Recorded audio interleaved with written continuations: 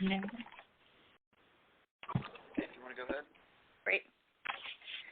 Good evening and welcome to tonight's Democracy Initiative Telephone Town Hall. I'm Marissa Brown, Executive Director of the Democracy Initiative, and I will be the moderator for tonight's event. Our country was founded on the belief that we are all created equal. Living up to this promise, ensuring that all Americans can vote, is an important part of our civic duty. On this call, you'll be learning about what's going on with our elections and voting in the United States. You'll be hearing from experts such as Miles Rappaport, President, Common Cause, Cornell Brooks, who's the President and CEO of the NAACP, Matthew McClellan, who is the Executive Director for the National Council of La Raza Action Fund, Catherine Colleton Gonzalez, who's an attorney with the Advancement Project, Chris Melody Fields Figueredo, who's the Director of Election Protection for the Lawyers Committee for Civil Rights, and Stacey Long Simmons, who's the Director of Public Policy and Government Affairs at the National LGBTQ Task Force. These experts will bring you up to date on what's happening in our elections, the challenges to voting many Americans face, and really importantly, what you can do about it. We'll begin in just a moment, and we're excited to have you join us tonight. Before we begin, I have a few quick points. Right now, we're in the process of calling out to thousands of people, which takes a minute or two, so just stay on the line and we'll be hearing from our speakers shortly. Also, tonight we want to hear from you. If you would like to ask a question or share your thoughts, please press 0 on your telephone keypad and you'll be connected directly with one of our volunteer operators. Again, press 0 to ask a question or make a comment. If you've just joined us, good evening and welcome. This is tonight's Democracy Initiative Telephone Town Hall about ensuring fair elections. I'm Marissa Brown of the Democracy Initiative, and I'll be the moderator for tonight's event. We'll begin in a moment. A few quick things to know. We're in the process of dialing out to thousands of people, so stay on the line, and we'll be hearing from our expert speakers soon. I know for a lot of us, voting is not that difficult. But as the world's leading democracy, it is important that we ensure that all Americans can cast a ballot. It should be simple for everyone to participate, and we will tell you how you can help. As I said before, tonight we want to hear from you in addition to our speakers. Just a reminder, if you would like to ask a question or share your thoughts, please press 0 on your telephone keypad, and you'll be connected directly with one of our volunteer operators. As you may know, in some states, unfair voting laws are being passed by politicians who are trying to manipulate the system for their own benefit. We need to make sure that all voters can vote. And we want you to volunteer to help by becoming a volunteer nonpartisan election monitor. One of our goals for tonight is to recruit election monitors across the country. To tell you a little bit about the Democracy Initiative, we bring together 50 organizations with over 35 million members who are all committed to ensuring America lives up to its promise. I would like to thank those organizations, and especially the Communications Workers of America, Public Citizen, Sierra Club, Common Cause, the NAACP, La Raza, the Advancement Project, and the National LGBTQ Task Force, whose members are all part of this call. As I said, this upcoming election will need your help to ensure that elections this November are fair and that everyone can vote. Would you be willing to help? Press 1 now if you would like to volunteer now to be a poll monitor, and if you would like to volunteer to be a poll monitor this November. Now let's hear from our first speaker, Miles Rappaport, who's the President of Common Cause. Miles? Thanks, Marissa, and thanks to all the members of the Democracy Initiative who are on the call and all the people who have called in. We're coming into the final weeks of what is a really important election, and there's going to be plenty of drama around candidates and close races and ballot initiatives and all kinds of things that I think should attract a high turnout. Unfortunately, we're also going to have a kind of an unwanted kind of drama in whether or not people are going to be able easily and without harassment and without difficulty to cast their fundamental right in America, which is the right to vote.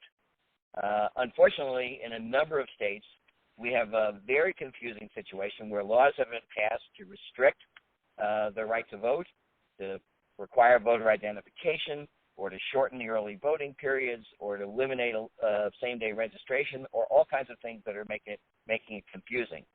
To increase that confusion, many of these things are being fought in courts, and the ultimate outcome for the voters is not even yet certain. For instance, within hours of the Shelby decision last year, which eliminated the Justice Department ability to pre-clear a number of policies, several states went into action and passed discriminatory voter ID legislation. So we have a confusing legal environment and rules environment that people are going to face. In addition, we've also started to pick up that there are organized groups of, I'd call them voting vigilantes, who are thinking that they are going to monitor, take the role of monitor to ensure that nobody casts a vote unless they are absolutely certain that they have been vetted. That will be their public rationale. Privately, they want to make voting as intimidating and as difficult and as kind of uncertain and uneasy as possible. So between the legal environment that is complicated, the absence of the Justice Department's ability under Shelby to pre-clear many of these rules, and the possibility that we're going to see people at the polls whose aim is to depress the vote, that's a pretty concerning situation. I say concerning but not discouraging, because what it also means is that this is an area where we can do something about it. Between Common Cause and our election protection program, along with many of the other organizations that are on this call, we have the ability to push back and to make sure that the voters' experiences are good. So I think I'll back up what Marissa said earlier to say that anyone who can possibly volunteer to be a poll monitor, particularly in the states where there are uncertain voting environments, should really sign up. And we've made it technologically easy for you to do this in the call. So I think it's really important that all of us, all the organizations and every individual, get out there, be a poll monitor, make sure that people have an unimpeded right to vote. We have a lot of work to do over the long haul to make America's voting system more uniform, more accessible, more voter-friendly, more welcoming, and that's a long-term task. But the short-term task is to make sure that come the voting day on in November, that people have the best possible experience with the most possible information and the most possible resources to help them. And poll monitors that are trained and skilled and understand what the laws are and what voters are allowed to do will be essential to this process. So I want to end this just by saying Common Cause is proud to be part of the Democracy Initiative, proud to be part of the election protection movement, and very much interested in having as many of our members and of people who are on the call and others get involved as poll monitors come Election Tuesday. Thanks, Miles. And I want to reiterate what you said in the sense that you're right. It's concerning, but it's not discouraging. There are things that we can do to push back. And I want to ask everyone on the call who would like to be a monitor for this year's election to go ahead and press 1. If you have a question or would like to make a comment, please press 0 on your telephone keypad. We're looking forward to answering questions live on the call, and we'd love to hear from you. Next, I was going to ask Cornell Brooks, who is the president of the NAACP, to tell us a little bit about his perspective. Cornell? Thank you so much, Marissa. If you're just joining us, my name is Cornell William Brooks, and I'm president and CEO of the NAACP. We're here tonight because we believe that in the constellation of constitutional rights, voting is the North Star. It is the right upon which every right stands. It is the cornerstone of our democracy, and on November 4th, millions of Americans across the country will head to the ballot box to exercise this fundamental right. Now, for over half a century, the NAACP has played a leading role in national efforts to stop the expansion of voter suppression and to expand the rights for all Americans.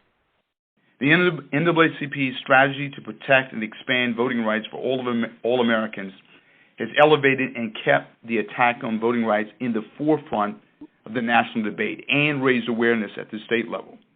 Now, in response to record turnout in 2008, we found ourselves and find ourselves facing a historic backlash. Attempts in dozens of states to roll back voting rights, particularly for communities of color. Since then, we've witnessed the most well-coordinated, well-funded, well-targeted assault on voting rights. Indeed, our Supreme Court in the Shelby versus Holder decision invalidated a key provision of the Voting Rights Act.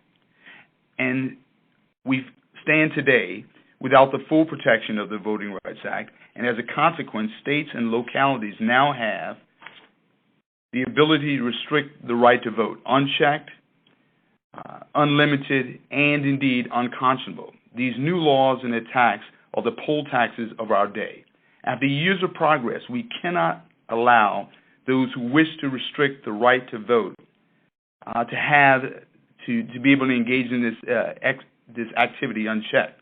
We cannot allow voter restrictive measures that were attempted in 2011, 2012, and 2013 to stop us, just as we did not allow Jim Crow to stop us over 50 years ago. So many have fought and risked their lives for our right to vote, and it is time for this generation to stand up and to enlist in this fight to protect the right to vote. And so as a consequence, we're calling upon people from all across the country to volunteer to be a poll monitor in your community, to encourage members in your organizations to participate and vote in the 2014 elections.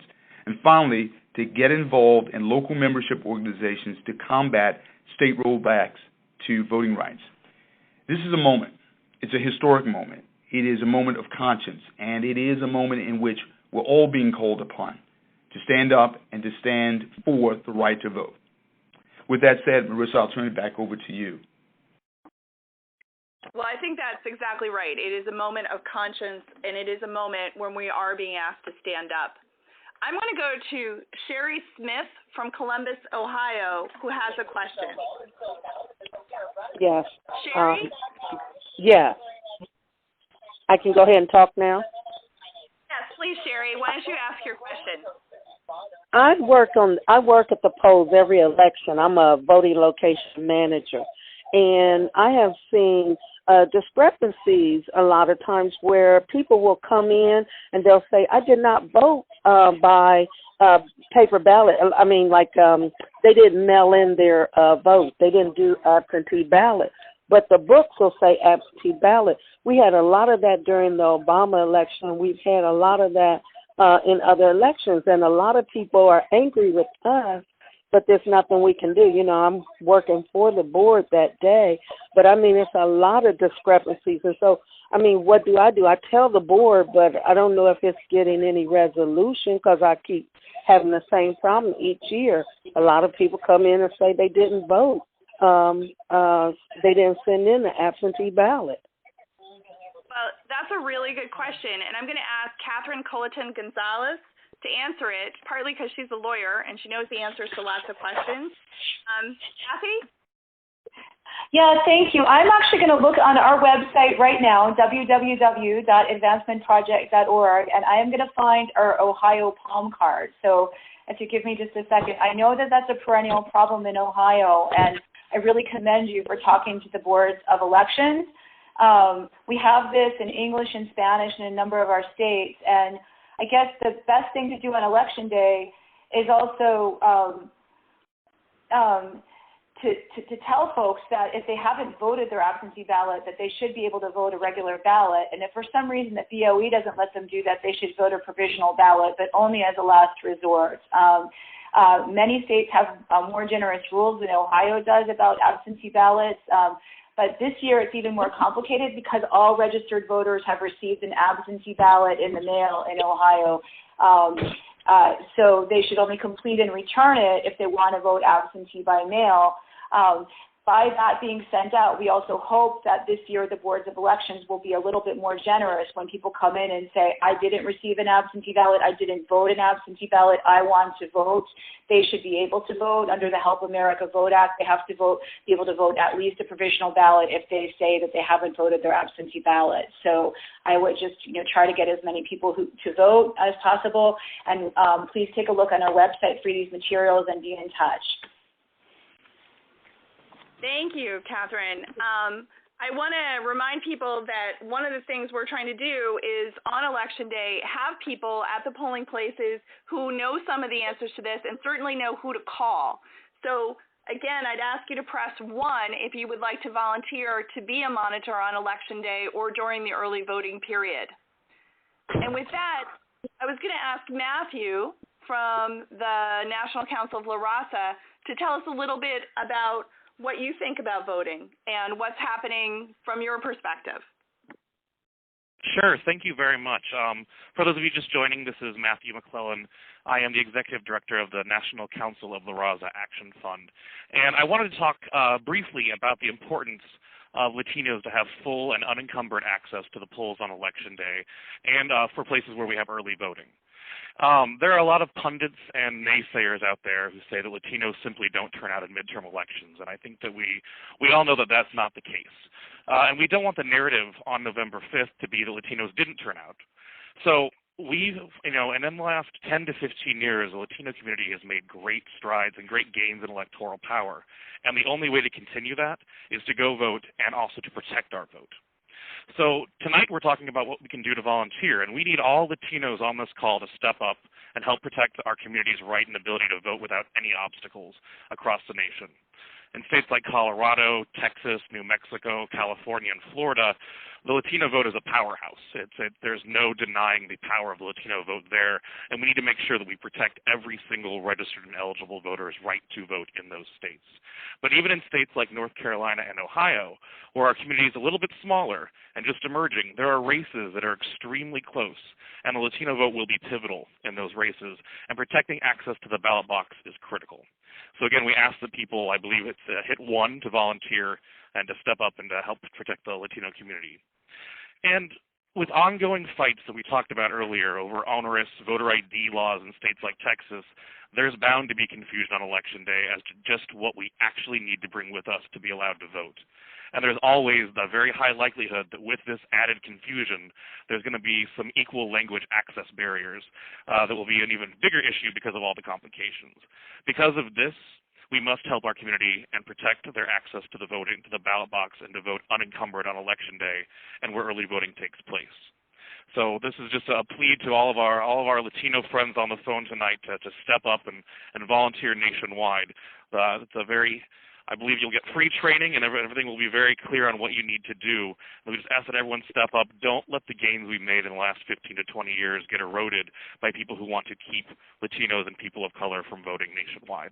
Thank you very much. Thanks, Matthew. Hey, I wanted to tell everybody that so far we've had 13,040 people join us tonight on this phone call, and we're very excited. We already have 112 volunteers to help poll monitor, and we're hoping to get more than that, so as many as possible.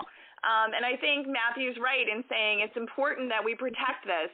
As I said, it's sort of the opening of the call.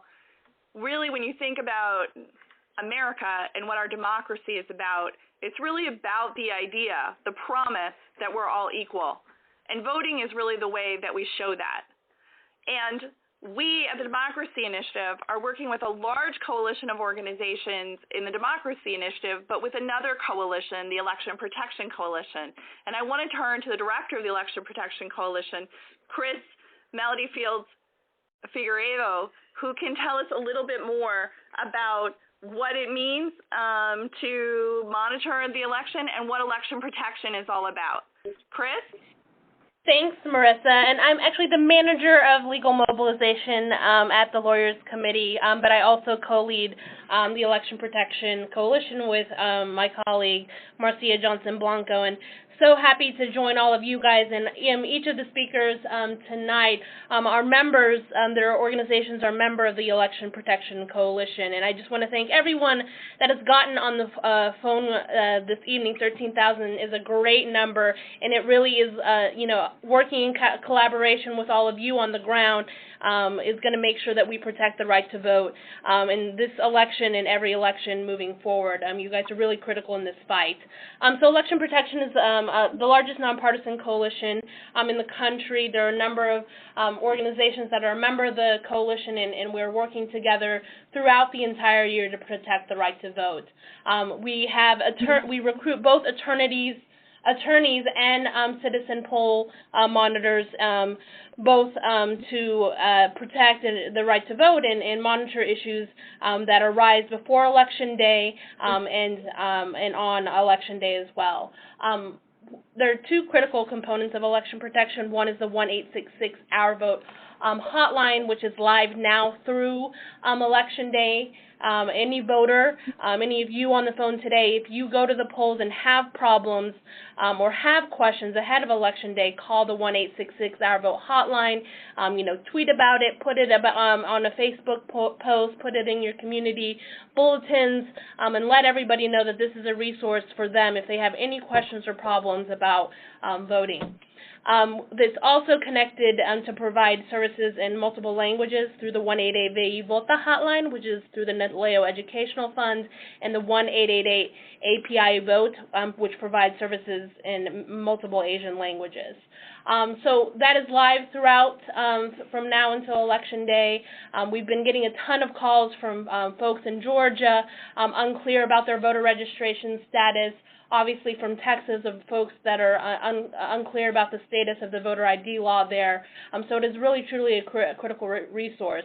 Through the early vote period, we have both citizen and attorneys monitoring polling locations and responding to issues through the early voting period. And then on Election Day, we'll have both attorneys and citizens monitoring issues at the polls in about 20 to 25 states. So you guys are going to be incredibly important to work with Election Protection to report issues as you see them at the polls. So I encourage you guys to volunteer and sign up to be a citizen poll monitor. You guys are incredibly important to this work, and we can't do it without you. Thanks, Chris.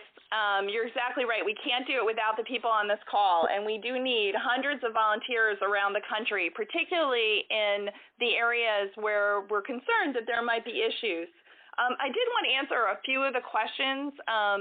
Let me just remind people that if you do want to volunteer, you can press 1. And to be clear, when you press 1, you will be put into a program in your locality.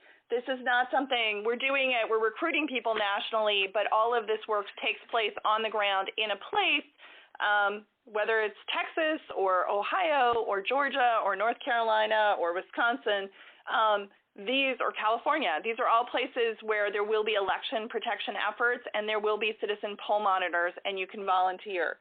I did want to go to one of the questions we have from the phones. Could I go to Andrea from North Carolina? I'm not sure who's going to be the best person to answer your question necessarily, Andrea, but I'd love to hear it. Yes, I was asking, is it illegal for the Republican Party to send out false information stating that the election day is like on November the 5th instead of November the 4th, or sending information that telling you the wrong place to go vote, or if you're eligible to vote? I can take this. So this is Chris from the Lawyers Committee.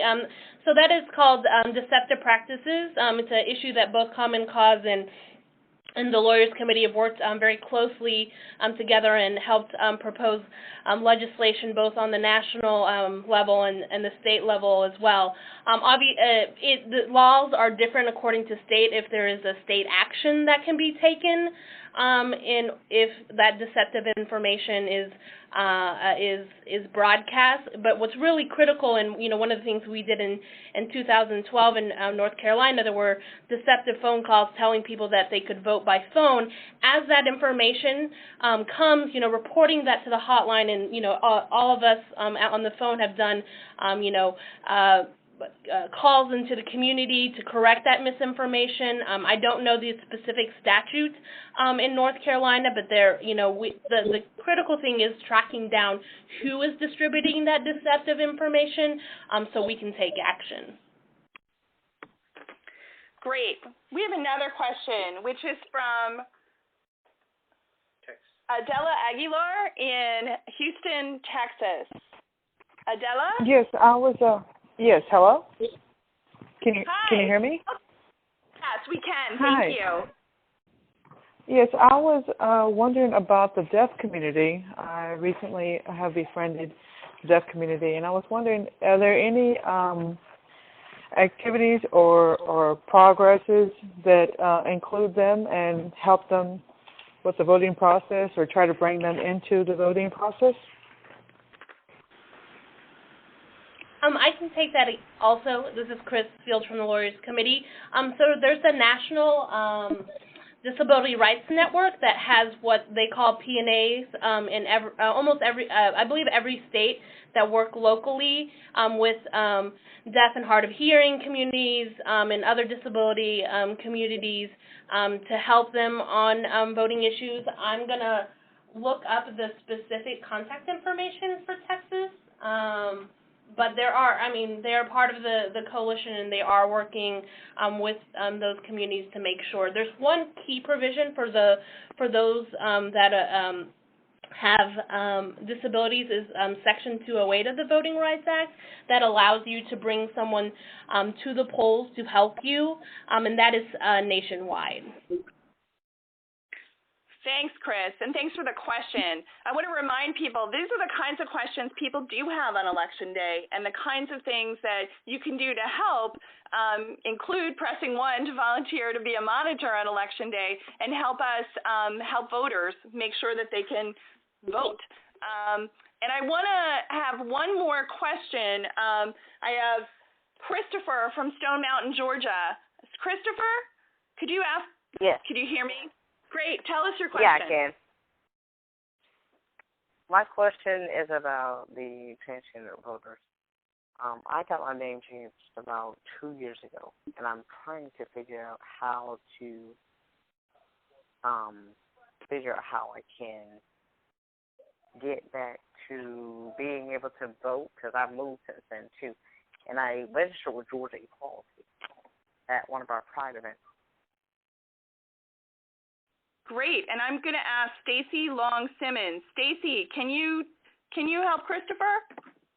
Sure, I can certainly talk a bit about what Christopher is raising, which is the issue of being transgender and wanting to vote without having any hindrances when you show up at the polls. And while I don't know the specific laws of Georgia, I defer to some of the other folks who are on the phone for that. I just want to acknowledge that oftentimes there are questions that come up when you present with identification, and some misinformed poll workers may use all kinds of reasons. Either they're suspicious about the ID, they're suspicious about someone's appearance and what they might see on the ID, or in some instances people aren't even able to have the required ID that's required in order for them to show up and vote, because the laws have been changed in different jurisdictions requiring photo ID. But I just want to affirm your willingness to exercise your right to vote, and just ask that you be cognizant of the 866 Our Vote hotline, so that if you have any problems, you definitely are able to pick up the phone and call right then and there to be able to talk to folks who are waiting to stand by to hear about any situations where people are being obstructed at the polls. Thank you, Stacy, and thanks for the question. I think, anybody on the call can tell we have lots of different constituencies and different questions coming from different folks. This is what happens on Election Day, and it happens in the election, sort of the lead up to election. Lots of people who have moved, don't know if they can vote, changes in their life. these are things that election monitors can follow up with and know about. So if you would like to help, please press 1. We'll make sure you're put into a program where you're recruited and trained and deployed on either through early voting or on election day, so you can really help people with these kinds of issues.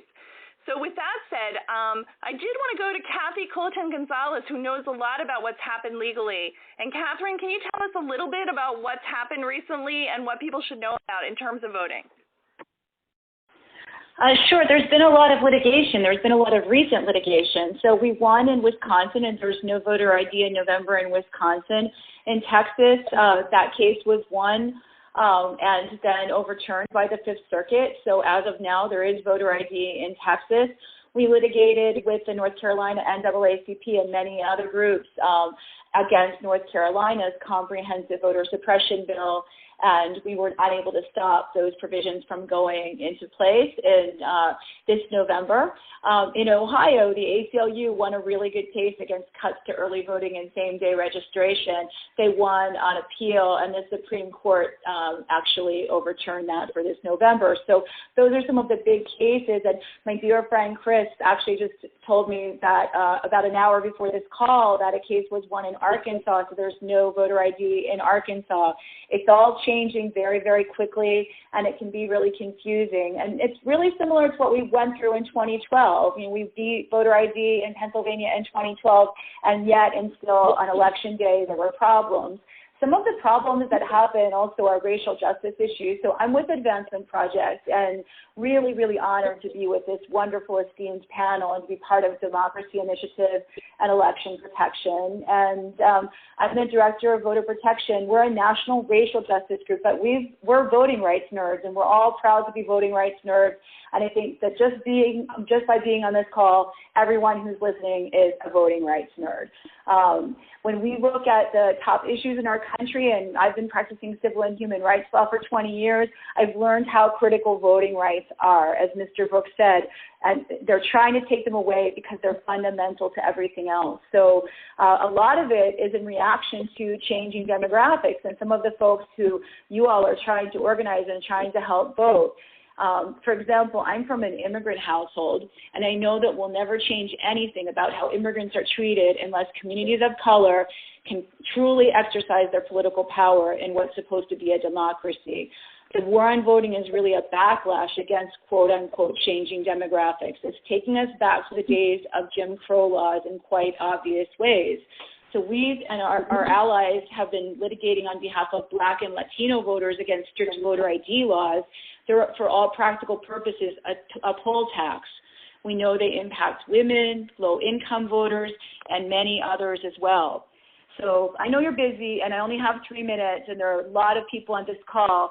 So first, I want to remind you to hit number 1 to volunteer. Your work on Election Day is absolutely critical to making sure that people can vote. And then the other thing I'm going to ask you is to please follow all of us on Twitter.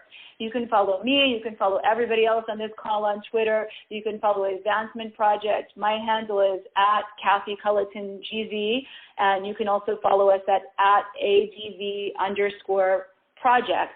If you don't tweet, you can get on our website and see our materials, and our phone number is 202-728-9557, and you can always reach us through the R Vote too if it's something that we're assigned to do in the coalition.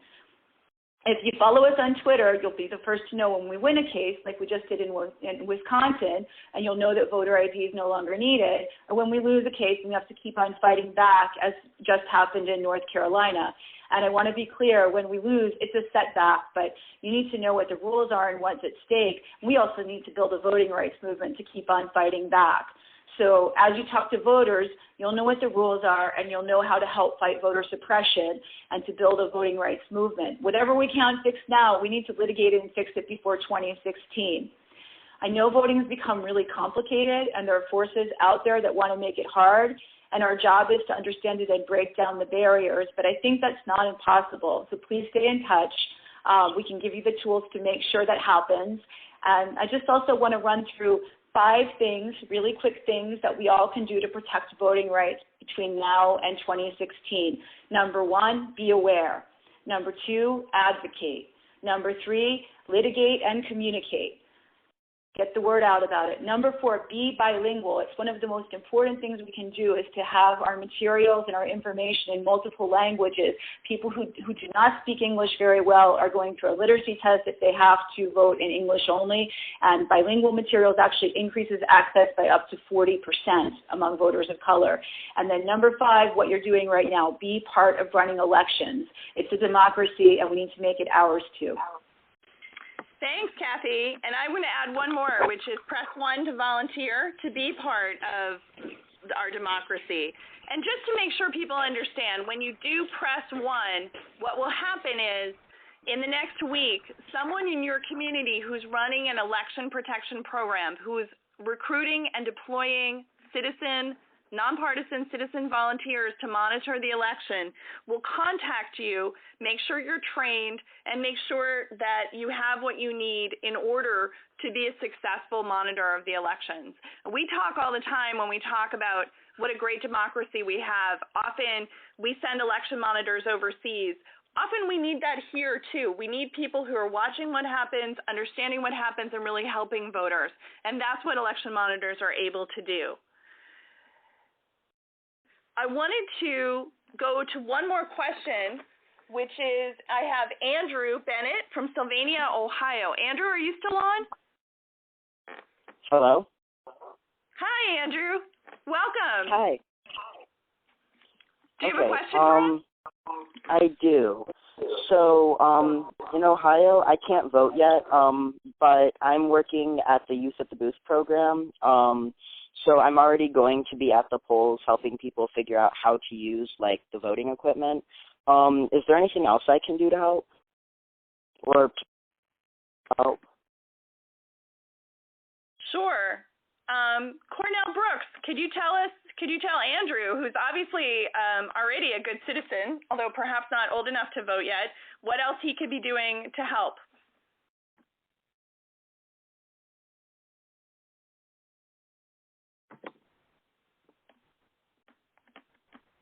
I think Cornell may have be on mute. But that said, Marilyn from Common Cause, I know you're on. Maybe you could tell us something about what Andrew could do to help. Sure. One thing that Andrew can do, there are a number of states that are doing, making sure that people have the information about the 866-R Vote hotline. If you go to the 866-R Vote website, you can download information about what's happening in your state and make sure that that those who are eligible to vote in Pennsylvania have the information. There are palm cards in various states that you can try to just make copies of and send out emails to your friends, put on Facebook, all the information about the 866-R Vote hotline. So the more you communicate and share information, the better everyone will be on Election Day. And I'll piggyback off of Marilyn. I think especially because you'll be inside the polls, reporting issues that you may see to the 1-866-R Vote. But, the work doesn't end on Election Day. The work continues. And, all of us that are on the phone speaking tonight, we're, of course, tracking these issues in the lead up to the election and on Election Day. But the real work starts the day after to make sure that we can fix these problems that continue to occur every year, expand the right to vote, and expand access and opportunities to vote. And so, because you're already civically engaged and working at the polls, we really need people like you that work in partnership with us to move the ball forward so we can make sure that every eligible voter has the right to vote. And this is Matthew McClellan with the NCLR Action Fund. I'd like to make one final suggestion to our young person who maybe can't vote yet. What I did when I was your age was I also was a volunteer at the polling places. It's great to hear that young people still love this stuff. But bring a friend or recruit as many people you know your age to do this, because really the earlier we start, the more likely we are to stay engaged in this. And so talk to your high schools or your school's civics club or what other organizations you're a member of, or just bring a friend along with you to volunteer outside of the poll. Just the more people we get involved, especially at a young age, the more likely we are to have a more solid democracy and a more solid system going forward. Thanks. And I just want to remind people. So I have some access to some data here, and I know that a lot of people who are listening to this call have been listening for a while, and I really appreciate that. And I know that some of you, if we could just get 6 more people, we could get 10% of the people who are on this call to have volunteered. And I just want to make sure that we've asked it one more time. If you would like to volunteer, please press 1. Someone from your community will call you, and they will make sure that you know everything you need to know to be an election monitor. And it would just be a few hours, either early voting before the election or on election day. So we would really appreciate it if you can do that. And I would like to go to Stacy Long-Simmons, who has been very patient in waiting her turn to talk. And Stacy, can you tell us a little bit about your perspective on voting and what people need to hear?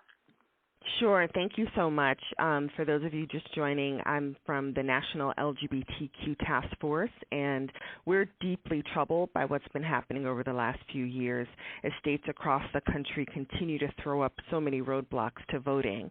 And requiring voters to present identification is a significant obstacle for members of the LGBTQ community, especially those who are trans and gender nonconforming. The Williams Institute estimates that strict voter ID requirements may have actually disenfranchised over 25,000 transgender voters in just 9 states during the 2012 election cycle. And a third of transgender people report being unable to update any of their identity documents or records. And transgender people generally experience difficulty voting in 3 main areas. They may have gender or other discrepancies on their IDs, so a misinformed poll worker can believe that their ID is invalid or suspicious and try to keep them from being able to vote.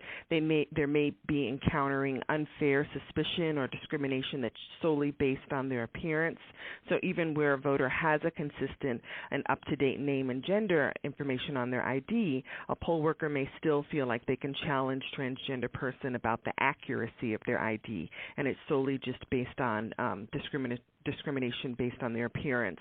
And then finally, a lack of the actual required ID, because many trans and gender nonconforming people experience higher rates of poverty and unemployment and discrimination, and so they are disproportionately likely to not have any sort of photo ID at all.